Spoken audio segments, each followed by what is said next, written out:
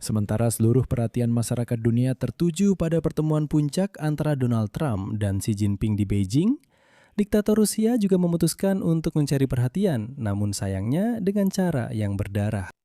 Rusia malam ini melancarkan serangan udara terbesar sepanjang perang ini. Lebih dari 1.500 drone dan lebih dari 100 rudal menghantam Ukraina hanya dalam satu hari. Dan layanan pemantauan memperingatkan bahwa ini belum akhir dari serangan besar-besaran terhadap kota-kota Ukraina, karena beberapa rudal sudah dimuat ke peluncur dan belum diluncurkan.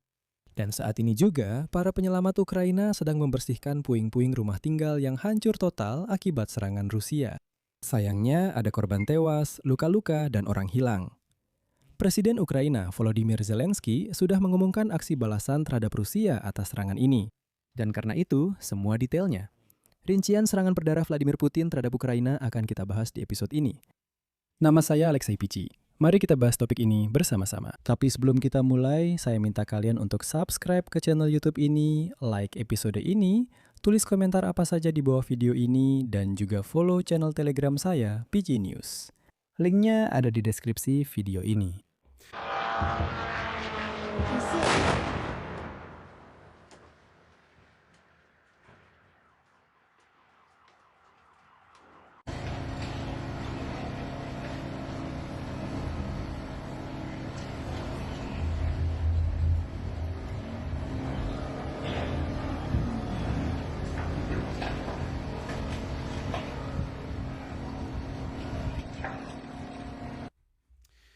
Jadi, secara resmi diumumkan bahwa dalam 24 jam terakhir dari jam 8 pagi tanggal 13 Mei sampai jam 8 pagi tanggal 14 Mei, Rusia telah meluncurkan lebih dari 1.600 drone dan rudal.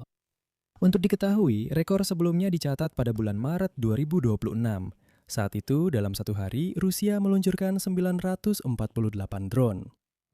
Sekarang 1.600, kalau mau lebih tepat. Bahkan ada sekitar 1.650 sekian. Artinya, peningkatannya hampir 2 kali lipat. Dan itu bukan kebetulan. Itu adalah akibat dari gencatan senjata yang dipaksakan Donald Trump kepada Ukraina pada 9 Mei itu.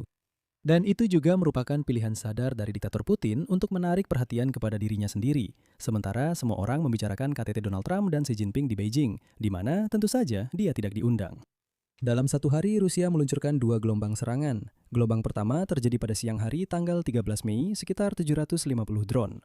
Serangan tersebut terutama ditujukan ke wilayah barat dan infrastruktur perkeretaapian. Dan saat itu, Rusia juga menyerang jalur kereta api serta fasilitas gas dan minyak Ukraina. Gelombang kedua terjadi pada malam tanggal 13 hingga 14 Mei, 675 drone, 56 rudal. Target utama adalah ibu kota Ukraina, Kiev.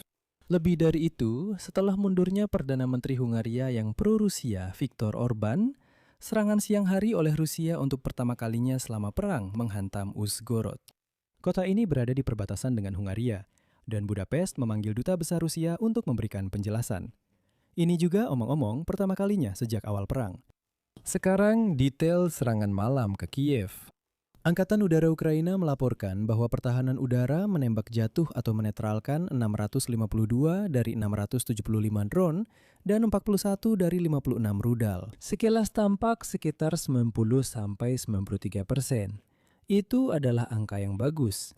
Tapi 7% yang tersisa dari 1.600 rudal dan drone itu lebih dari 100 serangan nyata. Dan inilah arti sebenarnya di lapangan. Distrik Darnitsky, Kiev. Sebagian dari pintu masuk gedung apartemen 9 lantai runtuh.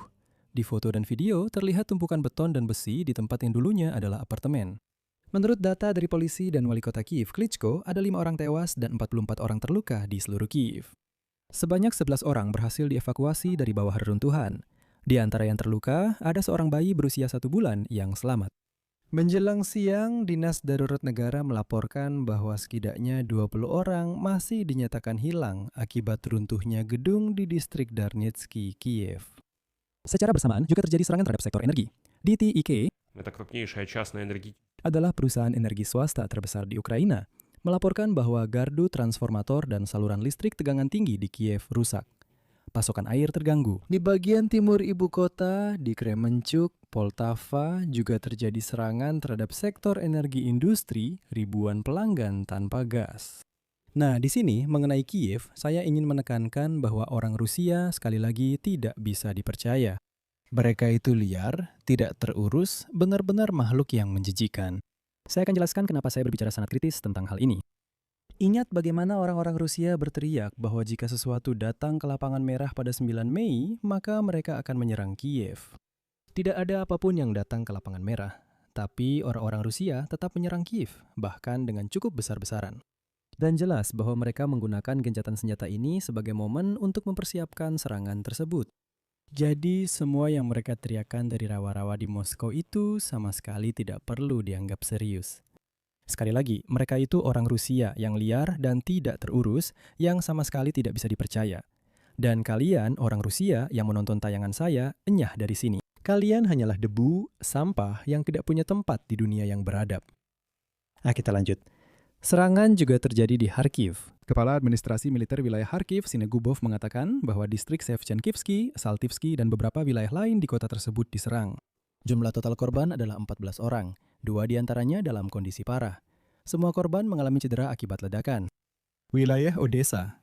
Serangan terhadap infrastruktur pelabuhan di Chornomorsk, 2 orang terluka. Chornomorsk adalah salah satu pelabuhan utama untuk ekspor gandum.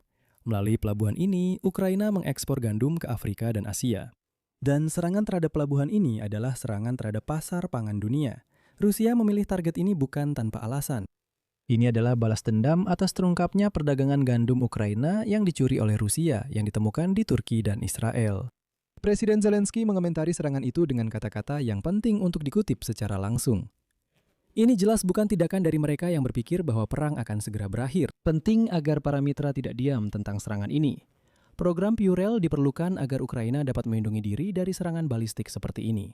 Dan juga demi kepentingan semua pihak yang menginginkan perdamaian, tekanan terhadap Rusia harus terus dilakukan. Taktik Rusia di sini sangat jelas. Drone-drone itu terbang dalam gelombang selama lebih dari 30 jam. Biasanya, rudal diluncurkan pada malam hari saat orang-orang sedang tidur, untuk menyebabkan kehancuran dan kepanikan semaksimal mungkin. Tujuannya adalah melemahkan pertahanan udara Ukraina dan sekaligus memberikan tekanan psikologis maksimal kepada warga sipil. Tapi pertanyaan utamanya, kenapa justru sekarang? Menjelang 9 Mei, Rusia mengumumkan apa yang disebut sebagai gencatan senjata 3 hari dan meminta Ukraina untuk tidak menyerang lapangan merah. Ukraina memberikan jaminan tersebut dan pada akhirnya mencatat ratusan pelanggaran gencatan senjata dari pihak Rusia. Namun kenyataan pahitnya adalah jeda tersebut memungkinkan Rusia untuk mengumpulkan drone dan rudal. Sementara Ukraina menawarkan untuk memperpanjang gencatan senjata, Rusia justru mempersiapkan serangan besar-besaran dan meluncurkannya segera setelah berakhirnya apa yang disebut sebagai gencatan senjata itu.